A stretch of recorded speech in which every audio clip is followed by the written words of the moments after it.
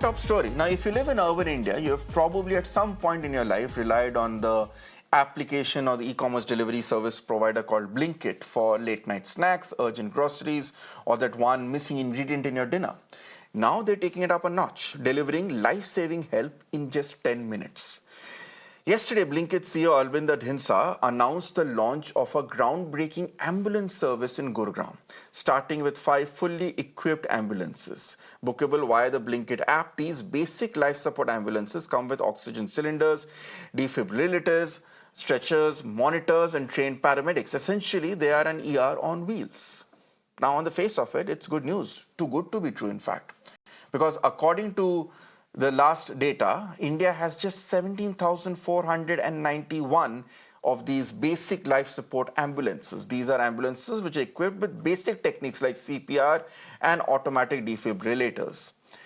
Advanced life support ambulances, one that can actually provide medical intervention for critically ill patients, are even fewer at just 3,441. So on the face of it, Blinkit serves a need, and an important one at that. But there are many questions Blinkit has not answered yet. How good will these ambulances be when it comes to life-saving tech? And more importantly, how trained will be the people who operate this equipment? What is the guarantee that a corporate service provider will not cut these critical corners in the race to meet the 10-minute deadline gimmick? And have we really reached a place where we can outsource healthcare to e-commerce providers? What next? Do we order an ICU machine from Amazon or Flipkart? Where do things go from here? Just as an example. Well, we have reached out to Blinkit to come up and give us their answers, and we are awaiting the reply. But we are now also being joined by another entrepreneur who has not only promised an ambulance service on call, he promises it to be an AI-driven model. I am being joined right now by Shaffi Mather, founder of Zenzo Ambulance Service. Good evening, sir, and thank you and welcome to Mera Naam. I'm also being joined by Dr. Sanjeev Bagai, Nephron chairperson and someone who's a friend of the show, Dilip Cherian, founder of Perfect Relations, to try and understand about brand marketing. And I'm also being joined by Pradeep Rawat, who's also a prominent citizen of Gurgaon, which is where, remember, this pilot project of Blinkit starts off with. Shaffi Mather, let me start with you first. Could you explain to our viewers what exactly is your model of AI ambulance service here and how exactly it will make yours or mine and our parents' lives simpler? So we started a life support ambulance service in the city of Mumbai in 2005 May with 10 advanced life support ambulances and has slowly grown to operate 3,600 plus ambulances across India and also manage, when I clarify, manage aggregated independent ambulances owned and operated by individuals. We have, into 2014 to 2016, we raised funds and tried to build an app which is named Emergency.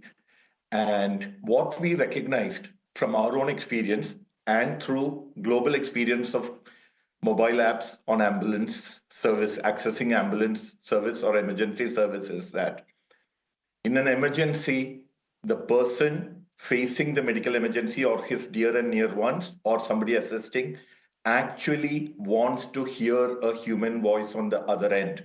They never wait like an Uber or an Ola or a Blinkit to call an ambulance and they're screaming at the top of their voice. My grandfather has fallen, my mother has fallen, I need an ambulance, please come, etc. So globally, app-based ambulance service attempts have failed. We failed too. Learning from our failures, we aggregated 25,000 ambulances individually, independently owned and operated over the last 3 years and put it on a tech platform where the back end is controlled and managed through the technology. But for the customer, they call a number, 1-800-102-1298. Hopefully, we will get a three or a 4-digit number in the near future. But right now, it's a toll-free number. So this so you are saying that instead of...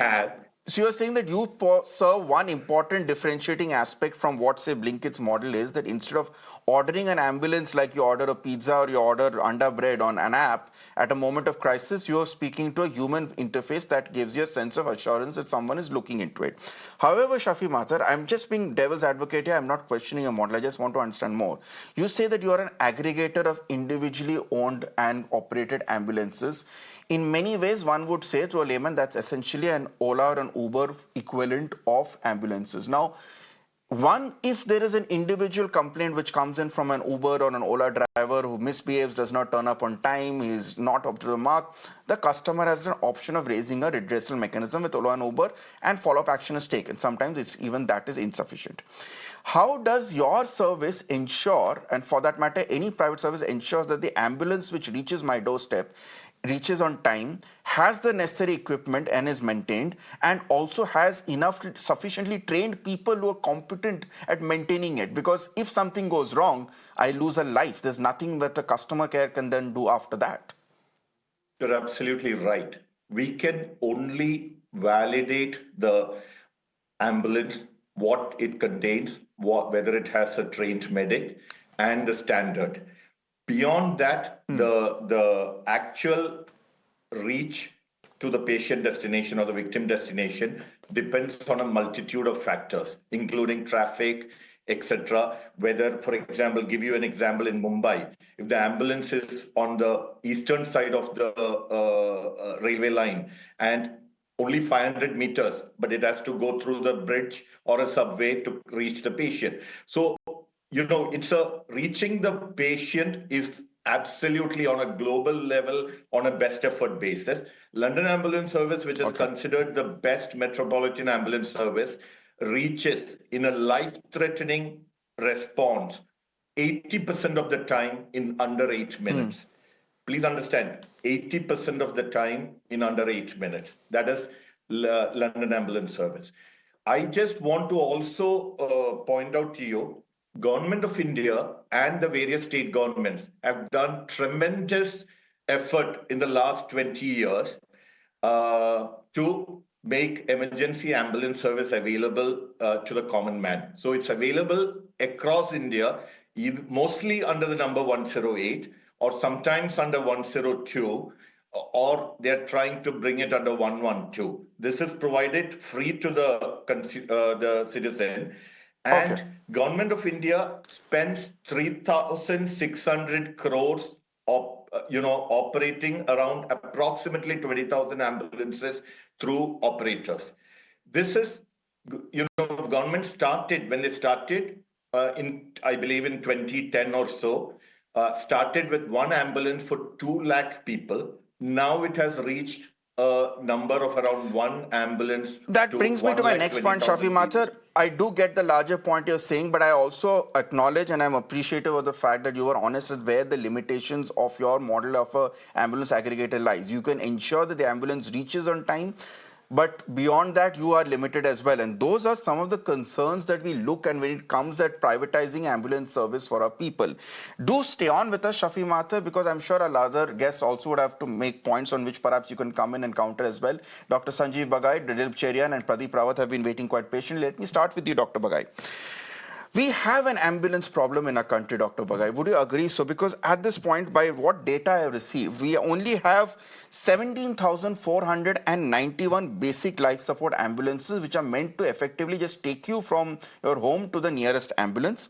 And in terms of advanced ambulances, which can actually keep you alive and under control for an extended period of time, we have less than 3,500 of them, 3,441 to be precise here. So there is an ambulance problem, would you say so? If there is this necessarily the solution that we have to look at, outsourcing it to e-commerce providers? Good evening. So let me just break this down very quickly into 2 or 3 separate parts so that the viewers and all of us get the correct perception. There is no doubt and no ambiguity in the fact that India lacks a comprehensive increase in ambulance numbers and a transport medicine program, not only in implementation, but indeed in health education. Transport medicine or ambulatory care is still in its infancy in India, as far as I'm concerned. But having said that, this kind of a promise could be highly misleading. It is almost illogical and impractical for an ambulance in any metro to reach within 10 minutes. We have a golden hour of 45 minutes to an hour, but quicker the better as far as the ambulance service is Okay. concerned. The question is, who owns the ambulances? Is it just an app to coordinate different hospitals' ambulance services on one platform? Or Blinkit as a company is going to own some of the ambulances? So here comes in the issue of CapEx and OpEx. The cost of owning an ambulance, buying an ambulance is 50 lakhs plus. Then the equipment. Who's going to own the ownership and accountability of the AMCs and maintenance of the equipment? Does the ambulance, it's not written on the news and the media as yet or the social media, who is going to provide a trained doctor? There is no mention of a doctor. We've just mentioned trained staff or a trained driver. That does not necessitate and translate into giving emergency care. What happens to the legal aspects? You have promised 10 minutes. Say, for example, the ambulance comes on minute 12 or minute 15 and the patient dies in between, unfortunately. Who's going to take the onus of responsibility? What happens in the transportation in case a patient dies? Will a corporate group of hospital named A lend its ambulance to take a patient to a corporate hospital B? These are practical issues which need to be addressed. Fair enough. So I would tread very cautiously. I would tread very carefully. To resolve this problem, we need more number of ambulances. To give you last 10 seconds, to give you a ballpark figure, a large corporate hospital of 500 beds in any large metro in Delhi will not have more than 7 to 8 ambulances, basic life support and advanced cardiac care. These are extremely expensive, extremely difficult to maintain, and the manpower is expensive to run these. Just a platform is not going to give an answer. 10 minutes, according to me, is over fantasizing it, over promising, perhaps will underdeliver. Okay, so let's assume that, okay, let's not hold, if we look at be devil's advocate and let's not hold Blinkit to a 10-minute guarantee, even if, say, Blinkit decides to make ambulances more accessible to me, and perhaps maybe some people will say people are used to booking a cab on Uber or booking something on Blinkit, so it's easier for them to book it rather than be on a helpline and wait for customer call. Even if it makes ambulances more accessible, does that still solve a problem? Dilip Cherian, the skepticism or the cynicism Dr. Bagai has very rightly pointed out is something which has been echoed by a lot of people on social media who have seen this as a marketing gimmick, as something which obviously Blinkit is well in its right to do. Now the point is, as a brand guru, you would be aware that Blinkit and its parent company Zomato have tried these gimmicks or experiments before and they have backfired badly. I remember Zomato once came up with an idea of coming up with a pure veg delivery service, which was roundly criticized that was opening it out to being stigmatized or that owners or that delivery people being attacked. Then was this very infamous controversy of a internship, something in which the intern will have to pay about a period of 20 lakhs for a year to then possibly get a job. In most cases, if a corporate gimmick or stunt goes wrong, the maximum damage is that to a brand's image. In this case, if it goes wrong, there are people's lives were at stake, and then there's a whole legal control. In your opinion, Dilip Cherian, is Blinkit really aware of the daldal it is getting into? I think the blunder is going to be on the part of people who expect or use services that just simply cannot deliver what the brand promises. If the brand's attempt is to emphasize in people's minds this whole 10-minute promise, that's one thing.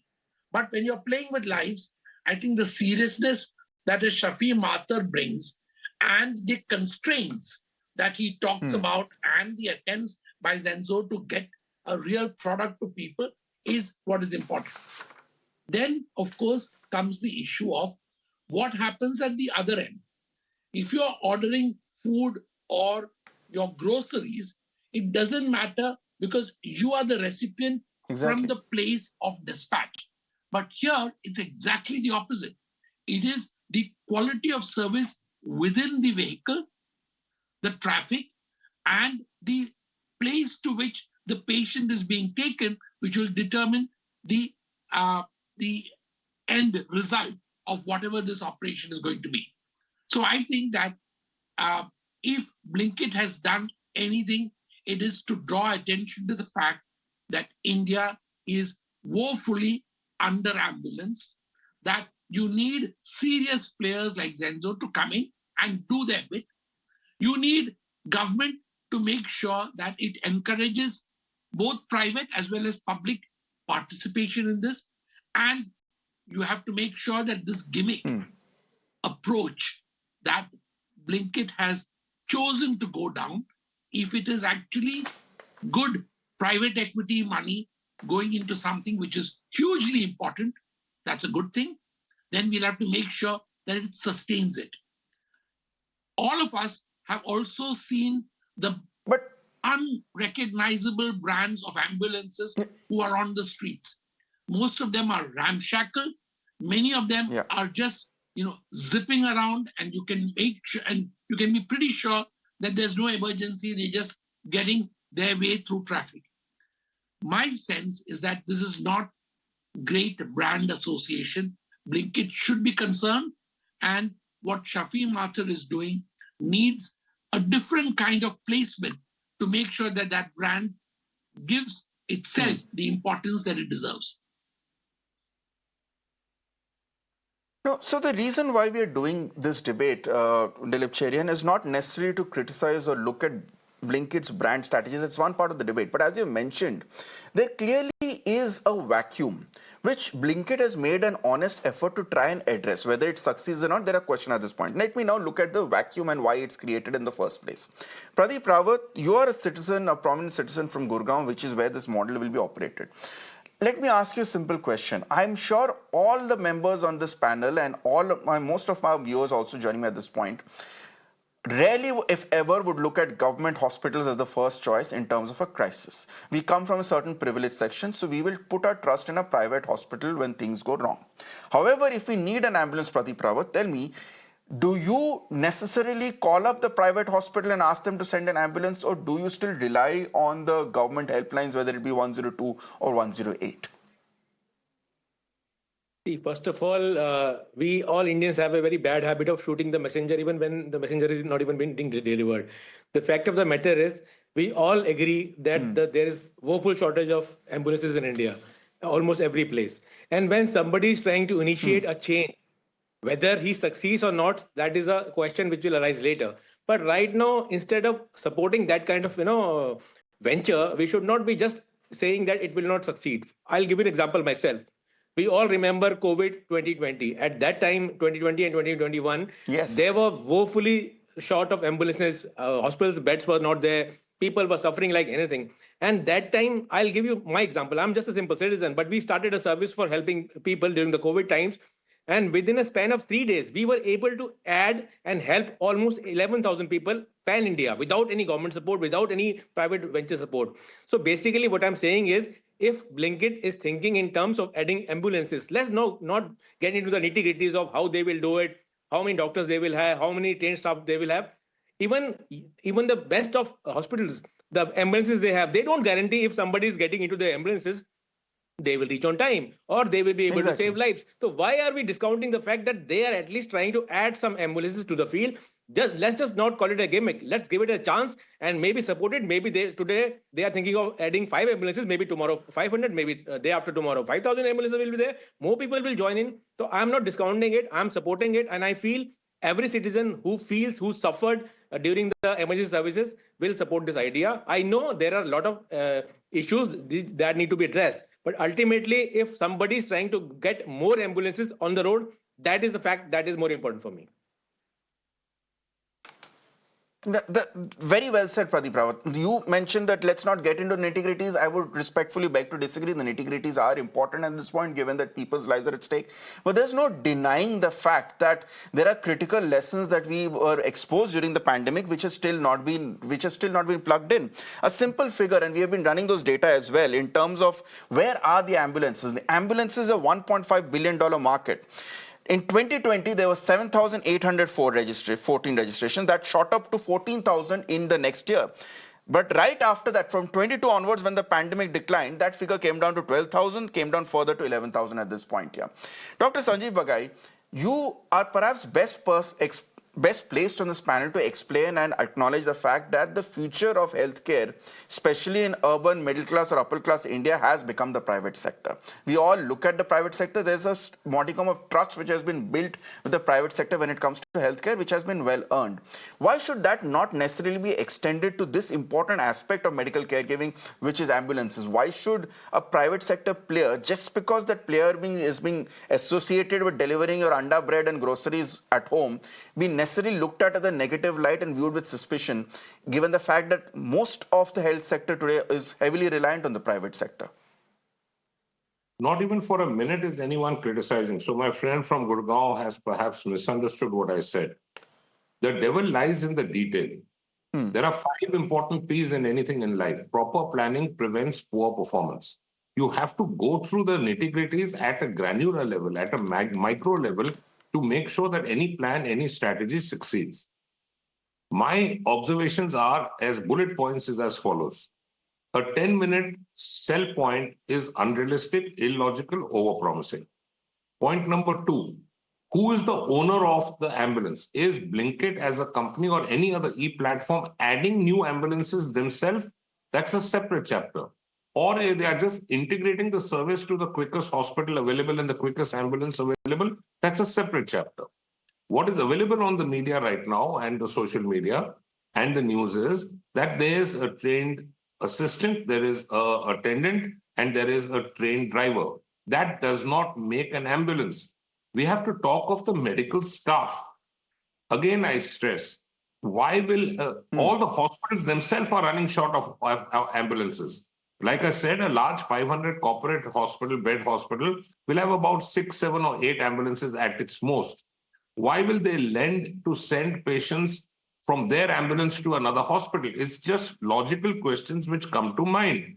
What we need is an integrated service between government and private players.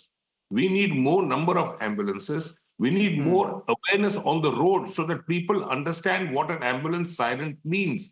We need more decongestion pathways for the ambulance to fly through. To just promise 10 minutes, I think, is extremely immature. Yes, to highlight the fact that India needs ambulances and our transport medicine per se, ambulatory care medication needs a huge improvement. That's a point well taken. I've mentioned this for the last decade or so. But to go forward, you have to be accurate, you have to be realistic, and you have to have a financial planning on board. A routine ambulance is going to cost you 2,000 to 2,200, and advanced life care 3,000 to 3,500. If a private player is now coming into the circle, he's obviously not doing it free. So the cost impact will definitely increase and the burden will be shared on the patient. These are the things which we need to know, need to address, and need to answer. Okay, Shaffi Mather, if I could bring you in at this point, from what I understand, very loosely, there are 2 models that are option. One is what your company does, which is essentially connect the nearest available ambulance to the patient at this point. Nearest available ambulance from the nearest available hospital. What Blinkit is saying it will do is it will add more ambulances to the fleet, so it's adding more ambulances to the pool. Honestly, which is the more feasible model? Given the fact that we have mentioned there's already a crunch of ambulances, as Dr. Bagai mentioned, there's always going to be a resistance from the hospital to say that why am I going to lease out my hospital to an ambulance aggregator? I already need it for my own ambulance. Will adding ambulances and having our own independent fleet not be a better option then?